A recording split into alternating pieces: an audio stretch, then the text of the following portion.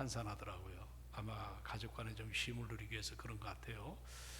그리고 또 오후에는 저 또 다른 지역으로 또 다녀봤는데 또 오후에는 차가 굉장히 밀리고 참 우리가 살아가면서 우리 한국 사람들이 굉장히 분주하고 또 여러 가지로 삶 현장에서 그 최선을 다하는 그런 시간들을 갖고 있다는 걸 깨닫게 됩니다. 특별히 오늘은 5월 달에 또 새벽에 나오셔서 함께 예배자로 섰고 오늘 저녁도 나온 여러분에게 주의 크신 사랑과 은혜와 능력이 여러분 가운데 충만하기를 소망합니다. 자녀를 둔 가정들, 예배 또 우리 어르신도 예배가 아니죠. 그 손주들 보면 이 가정의 달, 특별히 이제 이 어린이 주일이 다가오는데 요즘 장난감이 어떻습니까? 주일날 보니까 어느 그 손주를 둔 우리 세계로 말하면 할아버지죠. 걱정을 해요. 장난감 하나가 50만 원이래요. 그 애들이 그 정도 사줘야 조금 관심을 갖는다는 겁니다. 1, 2만 원짜리 아예 거들떠 보지도 않고. 여러분 참 우리가 이런 얘기를 들으면 상상이 안 갑니다. 혹시 여러분 기억이 나실는지 모르겠습니다. 우리가 어릴 때는 장난감 생각할 수도 없는 그런 시절 아니겠습니까? 그 당시 모두는 그 학교를 끝나면 가방을 그냥 집에다 던지고 이 빈마당, 큰 마당들이 상당히 많았습니다. 거기에서 이제 한 그 구역을 정하고 이제 아이들이 해가 어두워질 때까지 공놀이 한다든지 자치기, 또 줄넘기, 또 땅 뺏기, 또 숨바꼭질 게임 이런 것들을 하던 아마 여러분들 그런 놀던 그런 추억이 있을 것입니다. 그런데 우리의 놀이는 보통 우리 친구들 가운데 한창 신나게 재밌게 하는데 한 부모가 막 나와가지고 얘들아 해가 졌다 그만 놀고 집으로 가라 그 말 한마디에 어떻습니까? 참 아쉬움을 묻고 그냥 우리가 그 집을 돌아가는. 근데 제 그 같이 이렇게 놀던 친구 하나가 있는데 그 이야기를 들으면 A씨예요. 항상 A씨 놀이의 중단을 항의하고 못마땅하게 여기는 그런 생각이었겠죠. 나중에 알아보니까 이 친구는 그 옛날엔 고아원이라고 그렇게 표현하죠. 요즘은 사회복지시설인데 거기에서 이제 국민학교, 초등학교를 다니던 그런 친구였습니다. 지금 생각하면 그런 것 같지 않습니까? 자기를 따뜻하게 마중할 엄마 아빠 없는 그 친구는 집에 간다는 거 그렇게 썩 그렇게 참 뭔가 내키지 않는, 별로 신바람 나지 않는 그런 일이 아니었을까 생각을 해봅니다. 그런데 저도 좀 철이 들고 이렇게 목양을 간다 하면서 어느 날 우리의 인생의 놀이터라 그래요. 저는 우리가 지금 살아가는 이 모든 삶. 그래서 그 한신교회 그 잠원동에 있는 그 교회를 담임하던 이중표 목사님은 놀이 신앙이라고도 표현했는데 우리가 인생의 놀이터를 이제 우리가 살아가는데 그 놀이터에 살다 보면 자 해지는 줄 모르고 게임에 분주한 우리들이 저 그렇게 살 때가 많습니다. 그런데 어느 순간에 하나님께서 야 너 그만 놀고 이제 집에 오너라. 그렇죠? 그렇게 부를 순간이 온다는 것입니다. 그때 우리가 가장 생각해 봐야 될 중요한 질문이 뭘까? 우리가 과연 그 집에 돌아갈 만한 준비가 되어 있는가? 준비가 되어 있는가? 나에게 도대체 돌아갈 영원한 집이 준비되었는가? 가끔 우리가 살다가 잠시 발걸음을 멈추고 이런 질문을 자신들에게 한번 의미 있게 이 문제를 한번 짚고 넘어가는 것이 너무 중요하지 않나. 오늘 우리가 살면서 도대체 철학적 질문이기도 해요. 어디로 가고 있는지, 내가 지금 어디로 가고 있는지. 아시다시피 우리가 사는 지금 이 시대는 이 속도의 시대입니다. 빨리빨리 하는, 이걸 강조하는 시대 아니겠어요? 그래서 요즘도 보면은 한순간도 IT에서도 좀 더 고급스러운 어떤 그 여러 가지 참 생산을 하는, 그래서 조금만 뒤치면 그냥 한순간에 대그룹이 몰락하는 이 세계 경영의 가장 이 피 튀기는 전쟁, 그 속도전 아니겠습니까? 그러나 우리가 냉정히 생각하면 속도전이 중요한 건 사실이지만 그 속도에 더 중요한 것은 방향성입니다. 우리가 지금 달려가는데 그 방향이 제대로 된 방향인지, 그렇지 않은지 우리가 한번 좀 생각하는. 그러니까 우리가 사실 뭔가 분주하게 사는데 어디로 가는지 모를 때가 참 많습니다. 내가 어디로 가는지. 우리 예수님께서 오늘 본문에 보시면 세상에 계실 때 하루는 이제 오늘 이 요한복음 13장부터는 마가의 다락방에서 이제 여러 가지 다락방 강화를 하시는 그 말씀의 하나의 스토리가 예수님이 십자가 지고 가는 그 모든 과정을 우리에게 말씀하고 있는데, 본문에 보시면 하루는 그의 제자들 떠나 우리 주님이 어디론가 이제 떠나야 된다. 우리로 말하면 죽음을, 당신의 십자가의 죽음을 암시하는 그런 메시지입니다. 그럴 때 여기에 본문에 보시면 베드로가 자신의 그 스승인 예수님께 물은 이 질문이 아주 유명하죠. 주여 어디로 가시나이까? 우리가 코바디스란 말도 있지 않습니까? 주여 어디로 가시나이까? 그럴 때 우리 주님께서 주신 대답이 오늘 본문의 메시지입니다. 본문에 보면 바로 사랑하는 제자들에게 1절에 보면 너희는 마음의 근심도 하지 마라. 그 다음에 여러분이 한번 말씀을 보세요. 뭐라 그랬죠? 하나님을 믿으니 또 나를 믿으라고 말씀하십니다. 이 말을 하게 된 배경이 뭐냐면 그 전장인 요한복음 13장을 들어가 보시면 우리 한번 33절을 한번 읽어보도록 합니다. 요한복음 13장 33절. 자, 다 같이 말씀을 받들어 보십니다. 시작. 작은 자들아, 내가 아직 잠시 너희와 함께 있겠노라. 너희가 나를 찾을 것이나 일찍이 내가 유대인들에게 너희는 내가 가는 곳에 올 수 없다고 말한 것 같이 지금 너희에게도 이르노라. 자, 이게 메시지가 뭘까요? 잠시 이제 제자들과 함께 있겠다는 겁니다. 그러나 유대인들이 이야기했던, 그들이 알지 못하는, 내가 이제 밝혀지지만 조금 있으면 예수 그리스도께서 십자가 달려 죽으시고 죽음 이후에 사흘 만에 부활하시는, 그리고 우리 주님께서 마태복음 28장에 이제 우리의 처소를 준비하고 예비하기 위해서 영원한 천국에 이제 주님이 재림하실 때까지 머무는 이런 과정의 메시지를 함축적으로 본문에 이야기를 하고 있습니다. 그럴 때 베드로가 함께 이 땅에 머물면서 정말 저 지긋지긋한 로마의 굴레에서 좀 벗어나서 우리가 자유로움을 좀 누렸으면 참 좋겠는데, 이렇게 주님이 우리를 떠난다, 이 말이 선뜻 마음에 내켜지지가 않는 거예요. 그래서 오늘 13장 내려가 36절 37절에 보시기 바랍니다. 자, 다 같이 한번 읽습니다. 36절 37절 시작. 시몬 베드로가 이르되 주여 어디로 가시나이까? 예수께서 대답하시되 내가 가는 곳에 네가 지금은 따라올 수 없으나 후에는 따라오리라. 37절 베드로가 이르되 주여 내가 지금은 어찌하여 따라갈 수가 없나이까? 주를 위하여 내 목숨을 버리겠나이다. 한 절만 더 볼까요? 38절 시작. 예수께서 대답하시되 네가 나를 위하여 너의 목숨을 버리겠느냐? 내가 진실로 진실로 너에게 이르노니 닭 울기 전에 네가 3번 나를 부인하리라. 자, 지금 이 베드로의 참 심정은 뭔가 마음이 좀 울컥한 것 같아요. 주님 어디로 가십니까? 우리가 배도 버리고 직업도 버리고 부모도 버리고 내 모든 미래를 다 버리고 주님만을 따랐는데, 이제 바로 이 메시지에 주님이 떠나시겠다고 하니까 이것이 순간적으로 수긍이 가지 않아요.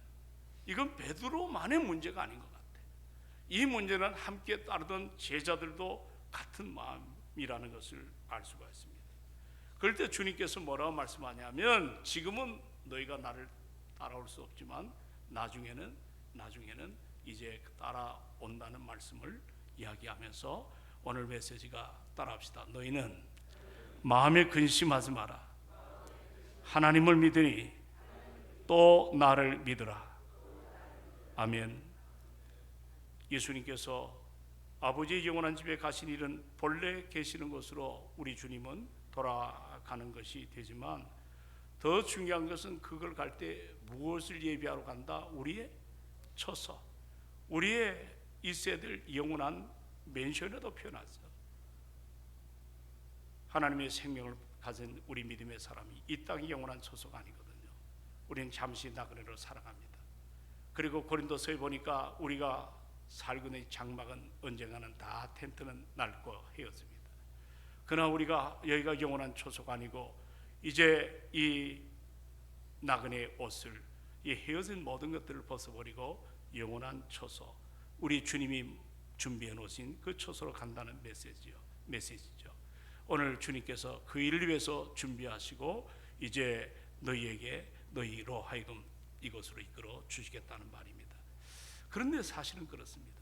우리가 성경에 보면 영적인 이야기와 육적인 이야기가 함께 돌출될 때 잘 모를 때가 참 많아요. 주님은 영의 말씀을 하는데 우리는 그것을 깨닫지 못할 때가 얼마나 많은지 모릅니다. 지금도 마찬가지입니다. 우리가 성경을 이 영의 양식이라 그러죠. 이 말씀을 우리가 늘 묵상하지만 여전히 주의 마음을 잘 모를 때가 참 많습니다. 제가 오늘 조금 늦게 들어왔는데 오늘 새벽부터 이렇게 신방 두 군데 하고 끝나고 나서 여기 오니까, 집에 오니까 천근만근에 대해서 조금 쉬다가 오늘 강도롱 권사님이 문을 안 두드려서 오늘 저녁에 못 나올 뻔했습니다. 몸이 훅 무너지는데 깜짝 놀라가지고 그렇게 해서 준비하고 왔는데, 이 설교를 다시 한번 며칠 전부터 이 말씀을 준비를 했거든요. 오늘 보니까 또 마음이 이게 싹 와닿지가 않아요. 그래서 이 말씀을 또 준비하고 또 고치고 해가지고 참 이 자리에 왔는데, 제가 말씀드린 게 다른 게 아닙니다. 이 생명의 말씀은 제가 아무리 파고 파도 잘 모르겠어요. 뭔가 여러분들 우리 칠광구 또는 태평양의 깊은 곳에 이제 이 석유공이라 그러죠.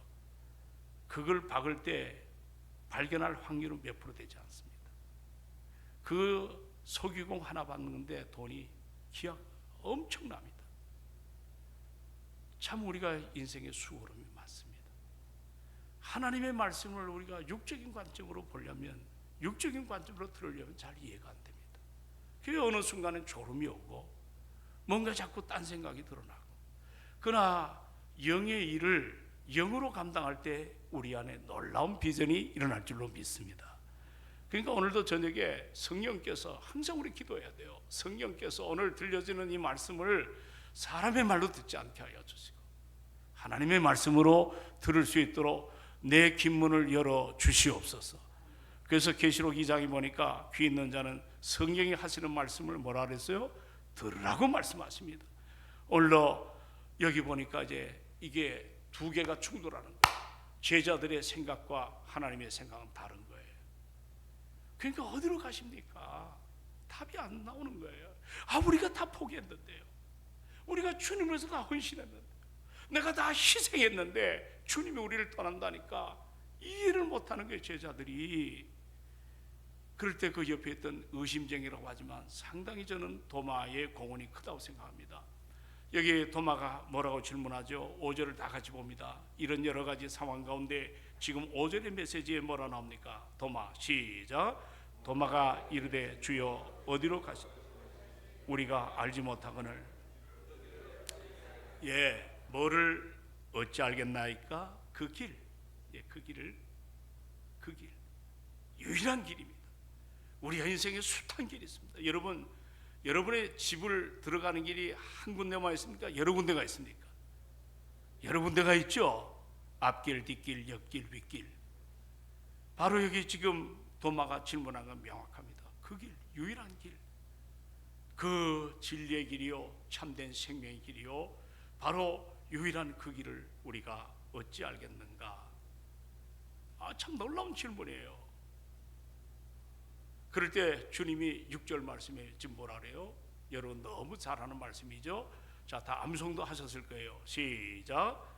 예수께서 이르시되 내가 곧 길이요 진리요 생명이니 나로 말미암지 않고는 아버지께로 올 자가 없느니라. 아멘. 아멘. 성경에서 보여주시는 예수님 누구신지를 너무도 잘 함축된, 아주 함축된, 그리고 정확하게 가르쳐준 말씀입니다. 내가 곧 길이요 진리요 생명이니 나로 말미암지 않고는 누구에게로? 아버지에게로 올 자가 없다. 더구나 이 말씀은 다른 누군가의 고백을 통해서 우리 예수님을 이야기하는 것이 아니라 오늘 나는 누구이다, 에고임이라 그러죠. 바로 예수님이 참된 하나님이십니다. 하늘의 권위와 이 땅의 모든 걸 붙잡고 우리 인생을 다루시는 그분께서 오늘 내가 직접 이 메시지를 선언하고 있어요. 주님은 첫째로 예수님께서는 나는 뭐라고 선포하죠? 길이다. 따라합시다. 나는 길이다. 나는 길이다. 여러분, 인류의 첫 조상인 아담이 하나님과의 관계에서 누렸던 특권이 있어요. 이걸 우리는 신학에서 삼중적 특권이라고 표현하는데 참 이건 복된 것입니다. 너무 복된 거예요. 오늘 새벽에 축복하고 또 뭐라 그랬어요? 축복하라. 예. 정말 에덴 동산에 우리 주님은 우리 인생을 지으실 때 또 결혼을 시켜서 그들의 생애를 다듬어 가실 때 이 축복의 통로로 쓰임 받기를 원했어요. 그 중에 하나가 뭐냐면 죄성이 있는 지역이 아니라 에덴은 죄성이 없는 것입니다. 우리가 에덴을 기쁨의 동산이라 하거든요. 무슨 동산? 거듭난 여러분과 저는 지금 기쁨의 동산에 와 있음을 잊지 않기를 바랍니다. 그럴 때 참 놀라운 삼중적 특권이 있는데 하나는 하나님과의 교통입니다. 하나님과의 교통. 두 번째는 우리가 하나님과 가까이 서서 아는 것이고, 그리고 세 번째는 영적 생명을 누리는 것이거든요. 그런데 이 문제가 다 무너졌어요. 무엇 때문에? 인간의 죄 때문에. 이 놀라운 특권은 모두가 다 상실되고 말았습니다. 첫째는 하나님과 교제 단절됐죠. 길이 끊어진 겁니다. 그리고 그때부터 사탄이 우리의 인생을 헤집고 다니면서 진실 대신에 거짓이 들어왔어요. 그럴싸한 진리를 포장한 거짓이 들어왔습니다. 그리고 그때부터 우리 사람은 죽습니다. 생명 대신 사망이라고 하는 정말 우리가 원치 않는 불청객이 찾아왔습니다. 한마디로 죄를 지은 인간은 불행하게 된 거예요. 너무 불행하게 된 거예요. 그런데 하나님과의 막힌 담을 우리 주님이 이 땅에 오셔서 죄가 없는 그분께서 죄 있는 인류를 구원하기 위해서 친히 십자가에 달려 대신 죽으셨습니다. 그리고 그 담을 헐어내시고 보혈로 하나님께 나아가는 그 길, 보혈의 길, 유일한 길입니다. 할렐루야. 그 길을 열어놓으신 거예요. 이 놀라운 사실을 딱 한마디로 지금 예수님은 나만이 어떤 길이다? 유일한 길이라고 말씀하십니다. 오늘날 뭐 철학자든 뭐 사색가든 여러 가지로 많은 그 인생을 공부하는 사람들이 이 구도자의 모습을 가지고 정말 뭔가 인생의 참된 길이 뭘까? 얼마나 많은 사람이 이 길을 찾는지 모릅니다.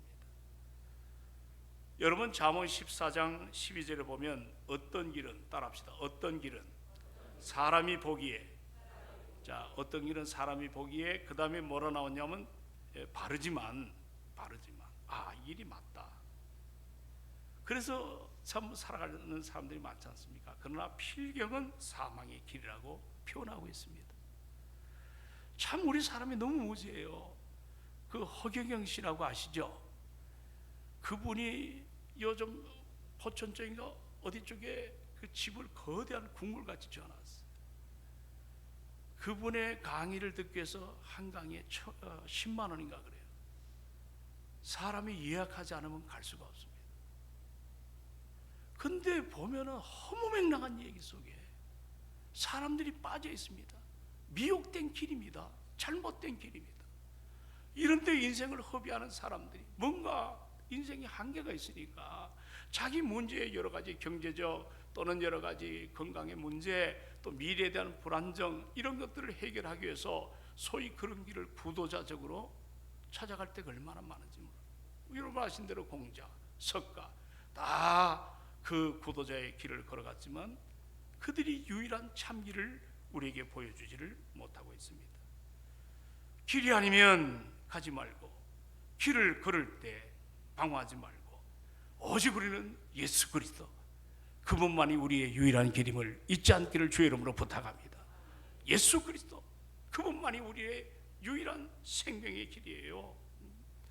우리의 눈이 항상 열려져 있어야 돼요. 내 눈을 열어 하나님의 귀한 법을 보게 해달라고. 오늘도 예배 시간에 내 눈이 열려야 될 줄로 믿습니다. 우리 눈은 세 가지 눈 아니에요. 첫째는 육안입니다. 배워서 하는 눈이, 그냥 육안 보는 눈. 두 번째는 지안, 배워서 하는 눈. 세 번째가 영안입니다. 이건 은혜를 받아야 될 줄로 믿습니다. 내 눈이 열려져서 우리 하나님의 귀한 법을 좀 보게 해달라. 좀 간절한 마음으로. 이제 우리가 구원받았어요. 자녀가 되었습니다. 아직도 참으로 참된 길, 이 길인 예수 그리스도, 우리가 그 길을 떠나 우리가 때로는 죄 속에 허덕이며 자행자제할 때가 얼마나 많습니까? 그러므로 히브리서 기자는 히브리서 12장 2절에 뭐라고 얘기했냐면, 믿음의 주여 또 온전하게 하신 예수를 바라보자 그랬어. 주목하라. 이사야의 말씀에는 앙망하라고도 표현했습니다. 그는 그 앞에 기쁨을 위해서 십자가를 참았다 그랬어요. 부끄러움을 게의하지 아니하시더니 하나님 보좌 우편에 계신 우리의 참된 길 대신 예수 그리스도, 그분만을 바라보자는 겁니다. 그분만을 바라보자. 그분만을 바라보자.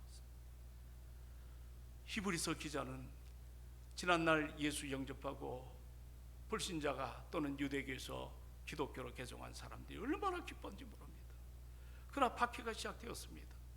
그리고 유대인들은 계명을 통해서 윽박지릅니다. 계신 이 개종한 사람들. 그리고 천사 숭배론자가 대두되고 있고, 여러 가지 이러다 보니까 이중적 고난이 옵니다. 모든 걸 포기하고 예수를 믿었는데 그 믿음 생활 때는 믿지 않을 때보다 더 고단하고 어려움이 옵니다. 그럴 때 히브리 기자, 저자가 누군지 모르겠어요, 그 독자들에게 계속해서 우리의 구원을 위해서 십자가를 참으신 그 예수, 그 예수를 깊이 생각하라. 구주를 생각만 해도 내 마음이 좋거든.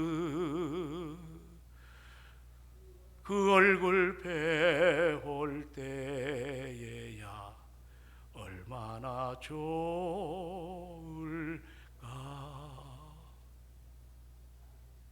주님을 바라보는 삶.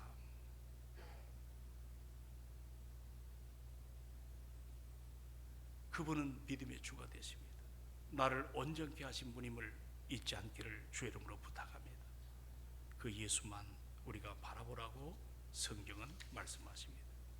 주님을 바라보고 우리가 믿음으로 달려나갈 때 십자가 넘어선 유일한 길인 그 길을 통해서 좁은 길로 갈 수가 있고 협착한 길로 갈 수가 있고, 그러나 그 길을 갈 때 나 혼자 가는 것이 아니고 보혜사 성령께서 나를 인도하시고 동행하시고 함께 하심을 우리가 알아야 될 줄로 믿습니다. 그래서 고난 한복판에도 바울은 기뻐했잖아요. 그 길 안에 머물기 때문에. 오늘 정말 여러분의 기쁨이 뭐의 기쁨이 있을까요? 나는 우리 동성애 식구들이 예수님 때문에 참된 기쁨이 좀 가득했으면 좋겠어요. 그리고 여기 또 주님은 이제 에고임이 나는 누구이다 할 때 내가 진리다. 따라합시다. 내가 진리이다. 우리 예수님만의 참된 진리임을 선언하는 거예요. 내가 진리다. 어떻게 보면 이제 자기 정체를 드러내신 거죠. 예수님께서 드러내 보여주지 않으셨다면 우리 인간이 가진 지혜로는 결코 깨달을 수가 없는 것입니다. 그러나 우리 주님이 세상을 떠나시기 직전에 우리에게 선포하셨죠. 당신이 참된 진리다. 참된 진리다. 여러분, 우리가 예수를 너무 쉽게 믿어요. 너무 쉽게 우리가 알기 때문에 버니퍼 같은 좀 우리가 뭐 그치 인정하지 않는 목회자 중에 하나지만 독일에 나치하고 저항하다가 순교한 분인데요.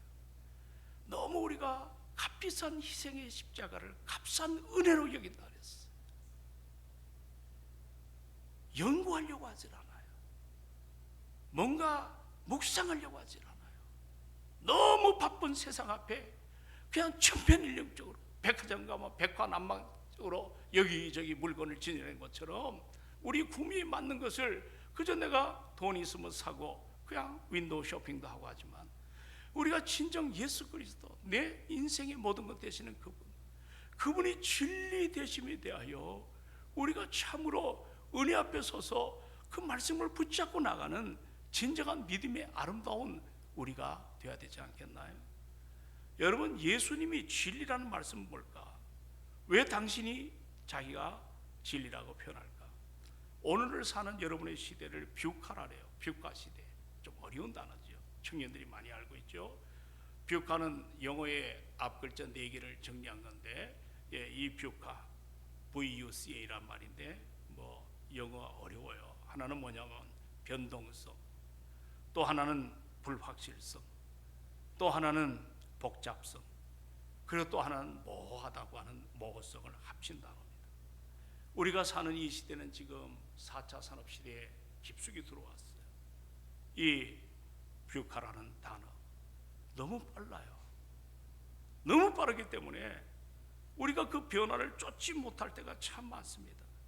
근데 이 문제는 사실 오늘만의 문제가 아니라 우리는 변동성이 너무 큰 이 불확실성 시대에 우리가 살아가지 않습니까? 불확실성 시대. 오늘날처럼 빠르게 변화되는 시대, 우리는 내일이 어떻게 될는지 아무도 몰라요. 너무 빠른 겁니다. 자고 일어나면 모든 게 달라져 있는 것들을 보게 됩니다.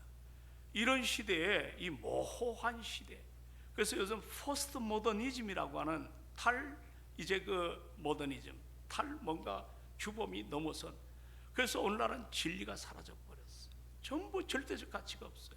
전부 상대적입니다. 이런 상황 가운데 참된 진리가 뭐냐? 우리가 한번 이 문제를 깊이 생각해 봐야 됩니다. 여러분, 참된 진리는 세상에 여기저기 번쩍거리는 것이 다 진리가 아닙니다. 히브리서 13장 8절에 한번 따라합시다. 예수 그리스도는 어제나 오늘이나 영원하도록 동일하시다. 그분만이 참된 진리입니다. 참된 진리예요. 세상이 아무리 변동이 많고 확실치 않고 또 여러 가지로 이제 복잡하고 모호하다 할지라도 예수 그리스도, 내가 믿는 그 예수 그리스도. 그래서 우리가 주님 앞에 엎드려 기도할 때 나도 모르게 감격이 샘솟듯 흘러넘칩니다. 오늘 보니까 오랜 시간 이 자리에 떠나지 않고 기도하는 분들이 계시더라고요. 새벽에 참 아름답습니다. 진리. 세상이 아무리 변한다 할지라도 변하지 않는, 우리가 일반 이제 경제학에 그런 표현을 씁니다. 상수가 있고 변수가 있다. 여러분, 상수는 예수 그리스도입니다. 변하지 않습니다. 변수는 자꾸 변합니다. 그게 우리가 신앙생활할 때 예수 그리스도, 내게 유일한 진리 있음을 우리가 알아야 될 줄로 믿습니다. 그래서 요한복음 8장 12절에 뭐라 그랬어요? 진리를 알지니 진리가 너희를 자유하게 하리라. 저는 이 말씀으로 인생이 바뀌어진 여러 사람들을 만났습니다. 진리를 알지니 진리가 너희를 자유케 하리라. 우리가 자유를 잃어버린 것은 바로 죄 때문이죠. 인간이 죄를 범하는 순간에 에덴을 상실당했다 그랬잖아요. 우리는 이제 마귀의 종노릇, 죄의 참으로 서글픈 앞잡이로서 소망이 없는 그런 인생으로, 그러한 우리들을 구원하기 위해서 예수 그리스도께서 저 영광의 보좌를 내려놓으시고, 정말 내가 날 봐도 믿었지 못한데 나 하나를 구원하기 위해서 엄청난 그 희생의 대가를 치르셨어요. 그리고 내게 자격을 논하지 않아요. 안 돼, 너 이것 저것 이것 따져보니까 안 돼. 아닙니다. 언컨디셔널, 무조건적으로 나를 선택하셨어요. 나를 자녀 삼으셨어요. 그건 비밀이에요. 그건 하나님만이 아시는 비밀이에요. 내가 구원받은 거, 여러분이 구원받은 것은 하나님의 비밀이에요. 우리가 그것을 말씀을 통해 깨닫잖아요. 그래서 고린도전서 4장에 보니까, 자, 너희는 하나님의 무엇을 맡은 자로? 하나님의 비밀을 맡은 자로. 여러분과 저는 하나님의 뭘 맡았다고요? 비밀을 맡은 자로. 그 비밀이 뭡니까? 세상은 구원을 몰라요. 왜 여러분들이 바쁜 시간, 피곤한 시간에 이렇게 앉아가지고 예배를 드리는가? 이해를 못합니다. 그러나 우린 비밀을 알아요. 예수님이 나 때문에, 죄 없는 그분이 나 대신 십자가에 달려 죽으셨다. 내가 그 보혈의 피로 거듭나고 회개를 통해 이 땅이 주지 못한 하늘의 생수를 마시고 살아가는 이 비밀을 맡은 자들. 그 다음에 뭐라 표현했죠? 맡은 자의 구할 것은 뭐예요?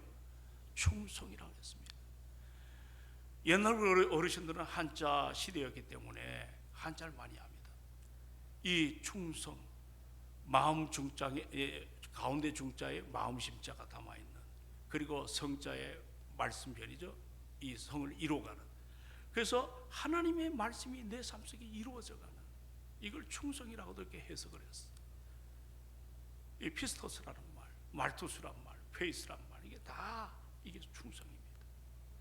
사실 충성은요, 진리 앞에 서지 못하면 충성이 안 됩니다. 거짓된 사람은 충성할 수가 없습니다. 순교의 자리에 서지 아니하면 충성할 수가 없습니다. 요즘 우리 교회가 이제 이 교단에서 우리 교회 오신 분들이 마당에 들어오는 조그마한 돌비, 겉으로 볼 때는 아무것도 아니에요. 칼빈의 묘나 여러분 다른 어떤 유명한 신앙인의 묘는 아주 비석이 초라합니다. 겨우 찾을 정도입니다. 저 들어올 때 조그마한 비석, 어느 분이 우리 교회를 칭찬한, 자기 십자가를 지고 따르라고 하는, 거기에 큰 은혜를 받았대. 참 잘하셨습니다. 나는 그 마당의 십자가 돌비가 여러분의 마음 안에 좀 새겼으면 좋겠어요. 자기 십자가를 지고 따르라. 십자가는 고난이에요, 희생이에요, 억울함이에요, 아픔이에요, 상처예요. 그런데 자기 십자가를 지고 나를 따르라. 제가 5월 9일날 합동신학교에 설교를 인도합니다. 요즘 우리 젊은 친구들이 옛날 우리가 신학교 다닐 때는 죽으면 죽겠다는 각오를 갖고 그렇게 신앙생활을 했어요. 요즘은 너무 달라졌습니다. 정말 달라졌습니다. 뭔가 선배 목사로서 이제 또 학교에 가서 체포를 인도할 수 있겠어요. 제가 이번에 마지막 순간이라면 저들에게 뭐를 전해줄까? 그래서 본문을 좀 준비해서 오늘 교학과에서 연락이 왔는데 이제 내일까지 내가 본문을 좀 전달하겠다. 근데 사랑하는 여러분, 우리 동생의 식구들, 예수 그리스도, 그분이 우리의 유일한 진리가 되십니다.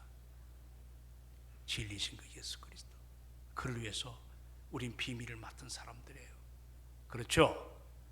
그러므로 맡은 자의 구할 것은 뭐예요? 충성입니다. 진리를 알지니 진리가 너희를 자유하게 하리라. 그리고 여기에 또 한 가지 주님은 선포하십니다. 나는 또 뭐예요? 생명이라. 따라합시다. 나는 생명이라. 예. 이 생명은 그냥 우리가 이 땅에 사는 그런 라이프, 그런 삶의 생명이 아니에요. 이게 조에라고 헬라말로 영원한 생명을 말하거든요. 예수님은 그 영원한 생명을 가지시고 이 땅에 오셨습니다. 사망의 그늘에 앉아 영원한 생명을 갈구하는 이 땅의 우리 인간들에게, 우리가 그렇게도 갈망하는 그 영원한 생명을 주시기 위해서, 그 요한복음을 보면 전부 생명이에요. 1장부터 마지막 21장까지 생명의 생명. 그 생명을 주님이 이 땅에 우리에게 주시려고 이 땅에 오신 것을 잊지 않기를 바랍니다. 나는 생명이라. 나는 생명이라.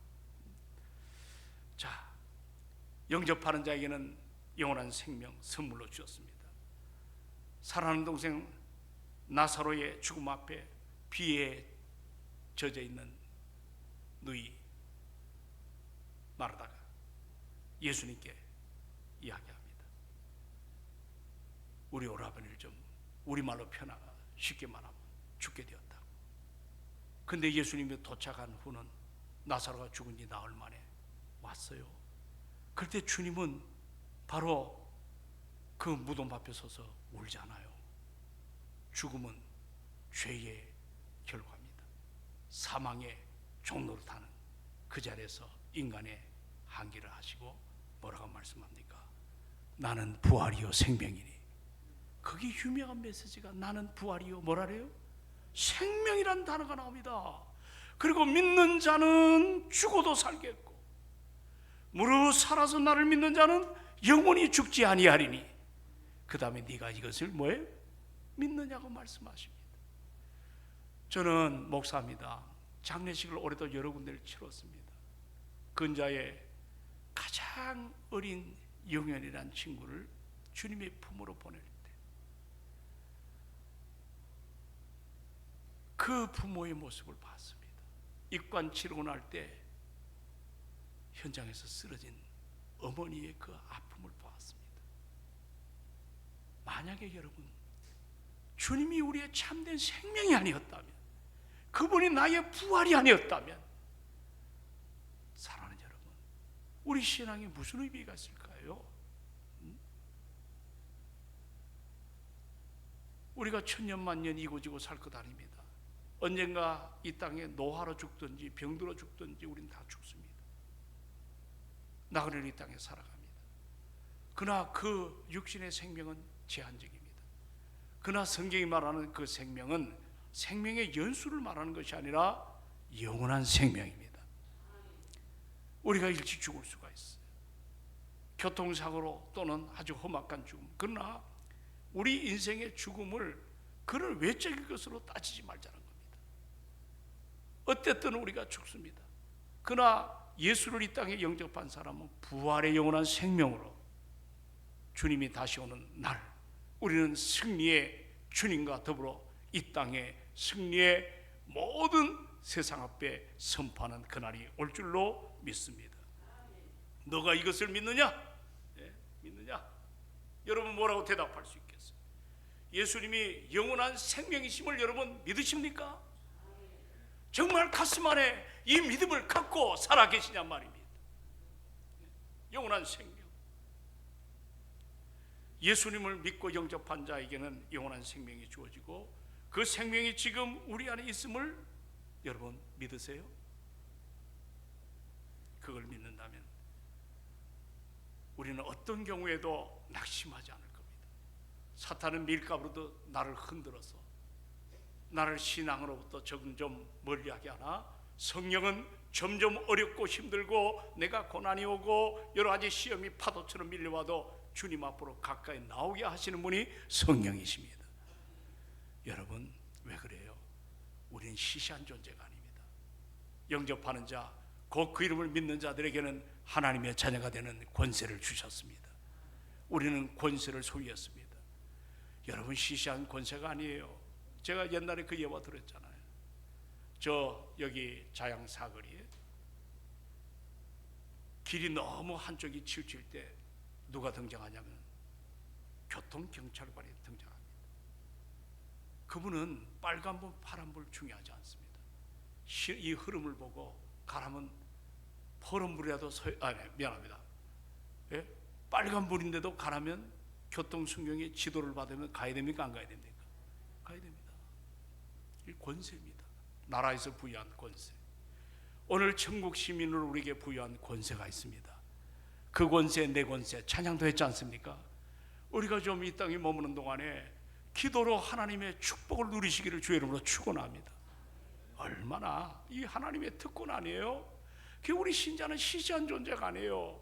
여기 뭐 여러분이 10사람이 100사람이 성령 충만하면 이 세상을 바꿔놓을 수 있는 하늘의 소망이 우리에게 있다는 것을 알아야 됩니다. 예수님 영원한 생명에 우리는 그 은혜 앞에 산 우리 역시 영원한 생명을 소유한 자입니다. 오늘 주님이 말씀했잖아요. 우리 한번 펴보십시오. 요한복음 10장 10절에 자 오늘 생명에 대해서 생각합니다. 요한복음 10장 10절에 자 얻으셨나요? 자 10절 다 같이 시작. 도둑질하고 죽이고 멸망시키는 것뿐이요 내가 온 것은 양으로 자, 무엇을 얻게 하고? 생명을 얻게 하고, 또 그 다음에 더 풍성히 얻게 하려는 것이라. 할렐루야. 양으로 생명을 얻게 하는 조회라는 말, 영원한 생명이에요. 우리에게 오셔서 예수님 영접한 자에게 이 생명을 선물로 주셨습니다. 그리고 그 생명을 가진 우리들은 하나님의 뜻은 더 우리를 어떻게 해요? 더 풍성케 하려는. 우리가 합동신학교 가다 보면 더 사랑의 교회가 있어요. 더 사랑교회. 사랑에다 앞에다 더라고 써놨더라고. 우리가 더 풍성케 하기 위하여, 저 우리 믿는 사람이 좀 더 풍성하게 되기를 주의 이름으로 축원합니다. 더 풍성한 생명을 풍성히 누린다는 말은 예수 그리스도의 생명 내 가슴 안에 품었단 말이거든요. 오늘 우리에게 주어진 그 삶을 아무리 힘이 들고 어려워도 기쁨과 감사와 평강 가운데 살 수 있게 된다는 메시지입니다. 그런데 오늘날 우리가 이 영원한 생명이 아닌 다른 것에 과욕을 부리고 우리가 욕심을 부리면서 살면 이 풍성한 생명, 하나님 주신 생명을 잊어버리며 살 때가 많습니다. 이제 말씀을 정리합니다. 2024년 5월 달입니다. 벌써 5월이 됐습니다. 한 해가 이제 거의 절반이 지나갑니다. 가정의 달. 5월 달 우리가 뭐예요? 가정은 우리의 마지막 희망. 이게 잘 안 이루어지는 것 같아요. 따라합시다. 가정은 우리의 마지막 희망이다. 그래서 이 기간에 우리가 가정을 다시 한번 추스리고, 이제 6월달 넘어가면 이제 임직예배 55주년 우리가 복된 창립주일을 맞게 됩니다. 뭔가 늘 새로운 소망을 갖고 예배당 나오는 길이 기쁨이 넘치는 주의 길이 되기를 소망합니다. 여러분, 우리 교회 참 이분을 못 모셨는데 날 때부터 뇌성마비 장애를 가진 그 나 가진 재물 없으나 그 이름이 누구죠? 예? 예, 송명인가요? 예, 송명희 자매. 그분이 아버지 등이 업혀가지고 예배당 언덕길을 건너갈 때 그분이 굉장히 시선이 굉장합니다. 주변에 들판에 이름 모를 그 풀, 꽃, 그것을 통해서 하나님의 숨결을 봤다 그래요. 여러분, 예배당 나오는 길이 좀 그런 길이 됐으면 좋겠어요. 우리 교회도 이게 제가 다녀보니까요, 오늘도 그 사업장 신방학에서 이 주변을 돌아다니면서 화분 하나를 샀는데 참 그 화분 하나를 준비하기 위해서도 여러 가지로 준비가 많잖아요. 그런데 우리 교회는 꽃동산 교회입니다. 아멘이 너무 시원찮은데, 여기 꽃 이게 보통 솜씨가 아니에요. 이게 볼 줄도 모르고 감당할 줄도 모르는 그런 사람은 저 이웃교회, 성동교회입니다. 우리 동성교 교인들은, 목사님, 이 꽃을 보면 감동이 일어나야 됩니다. 예? 사모님보다는 좀 못한 것 같지만, 애들보다는 좀 못한 것 같지만, 아니에요. 제가 볼 때는 우리 교회가 꽃밭입니다. 여러분, 옆에 제가 이런 말하다 호되게 하면 야단 맞은 적이 있는데, 여성을 그렇게 했다가 성적 발언이 하더라고요. 한 번은 어느 그 회의장에 이상하게 나를 혼자 앉혀놓고 여자들 7사람을 앉혀놨어요. 온탁에. 그걸 보니까 이화여대 총장서부터 뭐 전부 우리나라 알아주는 여성분들이에요. 그래서 제가 첫 마디가 뭘 얘기할까 하다가, 오늘 내가 꽃밭에 앉았네요 하다 죽다 살아났습니다. 죽다 살아났어요. 근데 그 이대 총장님이 그 말하더라고. 목사님, 우리니까 이해하죠. 나가서 절대 그런 얘기 하지 말라 그러더라고요. 꽃밭이라니. 근데 우리에게 참 들어올 때부터 얼마나 아름다운 꽃이 많아요. 좀 아멘 좀 합시다. 여러분, 아멘은 나 되어서 딱 끝납니다. 그렇죠? 그리고 여러분, 그림이 우리나라 동성교회는요, 저 여자 화장실에 갈 때 그 그림 하나 새로 구입했죠? 그게 뭡니까 제목이? 꽃피는 나무는 앞이고 밀레 뭐예요? 그게요 진짜가 루브르 박물관에 있는데 얼마 전에 1조 억 원의 가치가 있대요. 놀라지 않아요? 예. 우린 지금 1조 원짜리 작품을 해놨는데